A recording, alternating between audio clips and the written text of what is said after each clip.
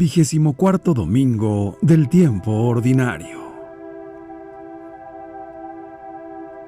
Evangelio y lecturas del día domingo 15 de septiembre del 2024. Lectura del libro del profeta Isaías. En aquel entonces, dijo Isaías, el Señor Dios me ha hecho oír sus palabras y yo no he opuesto resistencia, ni me he echado para atrás. Ofrecí la espalda a los que me golpeaban, la mejilla a los que me tiraban de la barba. No aparté mi rostro de los insultos y salivazos, pero el Señor me ayuda. Por eso no quedaré confundido. Por eso endurecí mi rostro como roca y sé que no quedaré avergonzado. Cercano está de mí el que me hace justicia. ¿Quién luchará contra mí? ¿Quién es mi adversario? ¿Quién me acusa? Que se me enfrente. El Señor es mi ayuda. ¿Quién se atreverá a condenarme? Palabra de Dios. Te alabamos, Señor. Salmo 114. Caminaré en la presencia del Señor. Amo al Señor porque escucha el clamor de mi plegaria, porque me prestó atención cuando mi voz lo llamaba. Caminaré en la presencia del Señor. Redes de angustia y de muerte me alcanzaron y me ahogaban. Entonces rogué al Señor que la vida me salvara. Caminaré en la presencia del Señor. El Señor es bueno y justo, nuestro Dios es compasivo. A mí, débil, me salvó y protege a los sencillos. Caminaré en la presencia del Señor. Mi alma libró de la muerte, del llanto los ojos míos, y ha evitado que mis pies tropiecen por el camino. Caminaré ante el Señor por la tierra de los vivos. Caminaré en la presencia del Señor. Lectura de la carta del apóstol Santiago. Hermanos míos, ¿de qué le sirve a uno decir que tiene fe si no lo demuestra con obras? ¿Acaso podrá salvarlo esa fe? Supongamos que algún hermano o hermana carece de ropa y del alimento necesario para el día, y que uno de ustedes le dice, que te vaya bien, abrígate y come, pero no le da lo necesario para el cuerpo. ¿De qué le sirve que le digan eso? Así pasa con la fe. Si no se traduce en obras, está completamente muerta. Quizá alguien podría decir, tú tienes fe y yo tengo obras. A ver cómo, sin obras, me demuestras tu fe. Yo, en cambio, con mis obras te demostraré mi fe. Palabra de Dios. Te alabamos, Señor. Lectura del Santo Evangelio según San Marcos.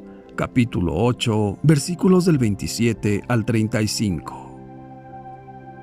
En aquel tiempo, Jesús y sus discípulos se dirigieron a los poblados de Cesarea de Filipo. Por el camino les hizo esta pregunta: ¿Quién dice la gente que soy yo? Ellos le contestaron: algunos dicen que eres Juan el Bautista, otros que Elías, y otros que alguno de los profetas. Entonces él les preguntó: ¿y ustedes quién dicen que soy yo? Pedro le respondió: tú eres el Mesías. Y él les ordenó que no se lo dijeran a nadie. Luego se puso a explicarles que era necesario que el Hijo del Hombre padeciera mucho, que fuera rechazado por los ancianos, los sumos sacerdotes y los escribas, que fuera entregado a la muerte y resucitara al tercer día. Todo esto lo dijo con entera claridad. Entonces Pedro se lo llevó aparte y trataba de disuadirlo. Jesús se volvió y, mirando a sus discípulos, reprendió a Pedro con estas palabras: apártate de mí, Satanás, porque tú no juzgas según Dios, sino según los hombres. Después llamó a la multitud y a sus discípulos y les dijo: el que quiera venir conmigo, que renuncie a sí mismo, que cargue con su cruz y que me siga. Pues el que quiera salvar su vida, la perderá, pero el que pierda su vida por mí y por el Evangelio, la salvará. Palabra del Señor. Gloria a ti, Señor Jesús. Reflexión. En el Evangelio de hoy vuelve la pregunta que atraviesa todo el Evangelio de San Marcos. ¿Quién es Jesús? Pero esta vez es Jesús mismo quien hace la pregunta a sus discípulos. Antes de preguntarles directamente a los 12, Jesús quiere escuchar de ellos qué piensa de él la gente, y sabe bien que los discípulos son muy sensibles a la popularidad del Maestro. Por eso pregunta, ¿quién dice la gente que soy yo? De ahí emerge que Jesús es considerado por el pueblo como un gran profeta. Pero, en realidad, a él no le interesan los sondeos de las habladurías de la gente. Tampoco acepta que sus discípulos respondan a sus preguntas con fórmulas prefabricadas, citando a personajes famosos de la Sagrada Escritura, porque una fe que se reduce a las fórmulas es una fe miope. El Señor quiere que sus discípulos de ayer y de hoy establezcan con Él una relación personal y así lo acojan en el centro de sus vidas. Por este motivo, los exhorta a ponerse con toda la verdad ante sí mismos y les pregunta, ¿y ustedes, quién dicen que soy yo? Jesús, hoy, nos vuelve a dirigir esta pregunta tan directa y confidencial a cada uno de nosotros. ¿Quién dices que soy yo? ¿Quién soy yo para ti? Cada uno de nosotros está llamado a responder en su corazón, dejándose iluminar por la luz que el Padre nos da para conocer a su Hijo Jesús. Y puede sucedernos a nosotros lo mismo que le sucedió a Pedro, y afirmar con entusiasmo, «Tú eres el Mesías». Cuando Jesús les dice claramente aquello que dice a los discípulos, es decir, que su misión se cumple no en el amplio camino del triunfo, sino en el arduo sendero del siervo sufriente, humillado, rechazado y crucificado, entonces puede sucedernos también a nosotros como a Pedro, y protestar y rebelarnos porque eso contrasta con nuestras expectativas, con las expectativas mundanas. En esos momentos, también nosotros nos merecemos el reproche de Jesús que dice, «Apártate de mí, Satanás, porque tú no juzgas según Dios, sino según los hombres». La profesión de fe en Jesucristo no puede quedarse en palabras, sino que exige una auténtica elección y gestos concretos, de una vida marcada por el amor de Dios, de una vida grande, de una vida con tanto amor al prójimo. Jesús nos dice que, para seguirle, para ser sus discípulos, se necesita negarse a uno mismo, es decir, los pretextos del propio orgullo egoísta y cargar con la cruz. Después da a todos una regla fundamental. ¿Y cuál es esta regla? Jesús dice, el que quiera salvar su vida, la perderá. A menudo, en la vida, por muchos motivos, nos equivocamos de camino buscando la felicidad solo en las cosas o en las personas a las que tratamos como cosas. Pero la felicidad la encontramos solamente cuando el amor verdadero nos encuentra, nos sorprende, nos cambia. El amor cambia todo. Y el amor puede cambiarnos también a nosotros, a cada uno de nosotros. Lo demuestran los testimonios de los santos. En el Evangelio de hoy, Jesús quiere hacer comprender a quienes lo siguen que Él es un Mesías humilde y servidor. Él es el siervo obediente a la palabra y a la voluntad del Padre, hasta el sacrificio completo de su propia vida. Por esto, dirigiéndose luego a toda la multitud, declara, «El que quiera venir conmigo, que se niegue a sí mismo, que cargue con su cruz y que me siga». Seguir a Jesús significa acompañarlo en su camino, un camino incómodo que no es el del éxito, de la gloria pasajera, sino el que conduce a la verdadera libertad. Se trata de realizar un neto rechazo de esa mentalidad mundana que pone el propio yo y los propios intereses en el centro de la existencia. Este camino lleva, al final, a la resurrección, a la vida plena y definitiva con Dios. Decidir seguirlo exige caminar detrás de Él y escucharlo atentamente en su palabra y en los sacramentos. La pregunta que les hace Jesús a sus discípulos los pone en dificultad y marca un camino de rumbo en su camino en pos del Maestro. Ellos conocían bien a Jesús, ya no eran principiantes, tenían familiaridad con Él, habían sido testigos de muchos de sus milagros, se maravillaban de su enseñanza, lo seguían a donde quiera que fuese, y, sin embargo, aún no pensaban como Él. Faltaba el paso decisivo, ese que va de la admiración por Jesús a la imitación de Jesús, también hoy el Señor, fijando su mirada sobre cada uno de nosotros, nos pregunta personalmente: ¿quién soy yo para ti? Es una pregunta que, dirigida a cada uno de nosotros, no pide solo una respuesta correcta, de catecismo, sino una respuesta personal, una respuesta de vida. De esta respuesta nace la renovación del discipulado. Es algo que tuvo lugar a través de 3 pasos que realizaron los discípulos y que podemos realizar también nosotros. El primero, el anuncio de Jesús. El segundo, el discernimiento con Jesús. Y el tercero, el camino en pos de Jesús.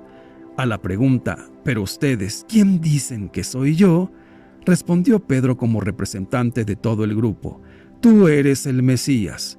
Pedro dice todo en pocas palabras. La respuesta es exacta, pero, sorprendentemente, después de este reconocimiento, Jesús ordena que no dijera nada a nadie de él, porque existe siempre el riesgo de anunciar un falso mesianismo, un mesianismo según los hombres y no según Dios.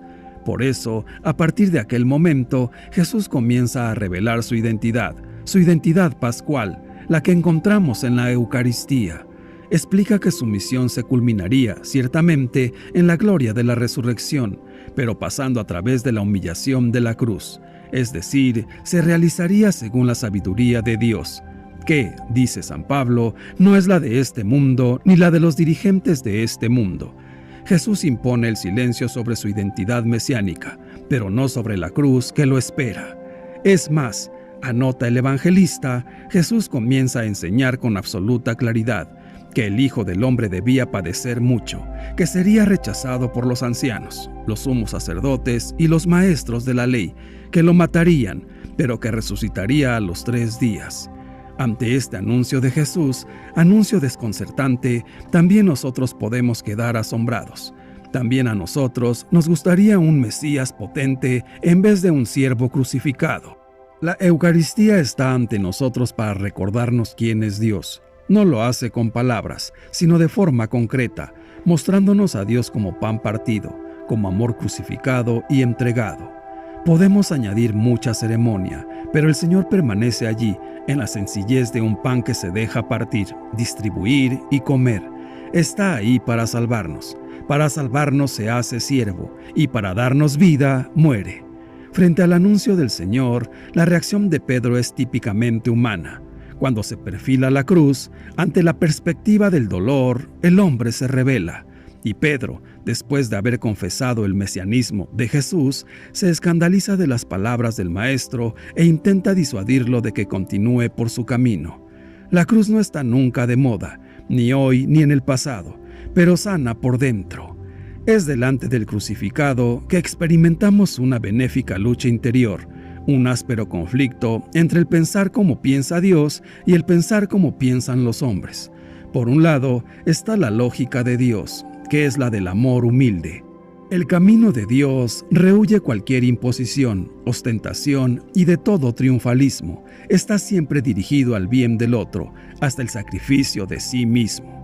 Por otro lado, está el pensar como piensan los hombres, que es la lógica del mundo, de la mundanidad, apegada al honor y a los privilegios, encaminada al prestigio y al éxito.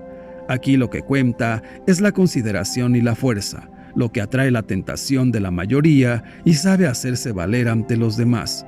Deslumbrado por esta perspectiva, Pedro llevó aparte a Jesús y comenzó a reprenderlo. Primero lo había confesado como el Mesías y ahora lo reprende.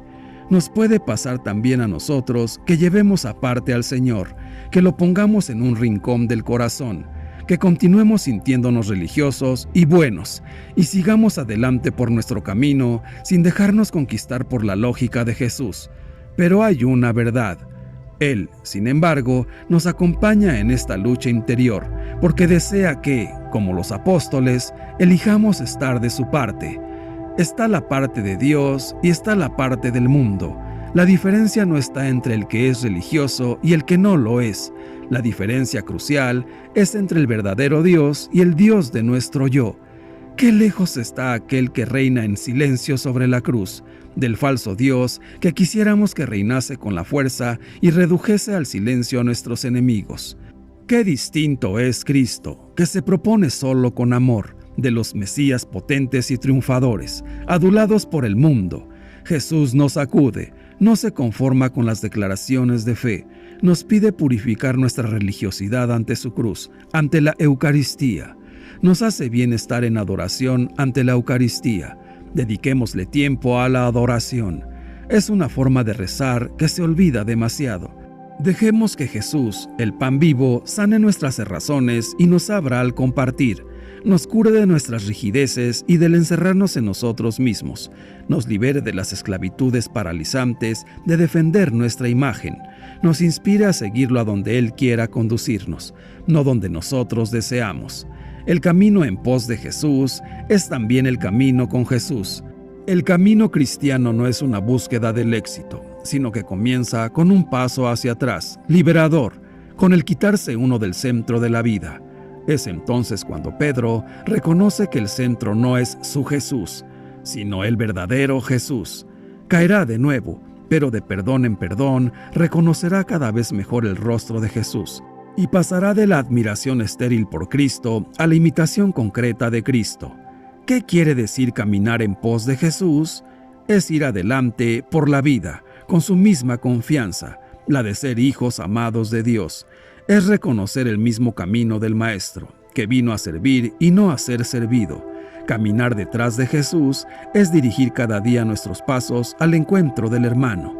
Hacia allí nos lleva la Eucaristía, a sentirnos un solo cuerpo, a partirnos por los demás. Dejemos que el encuentro con Jesús en la Eucaristía nos transforme, como transformó a los grandes y valientes santos.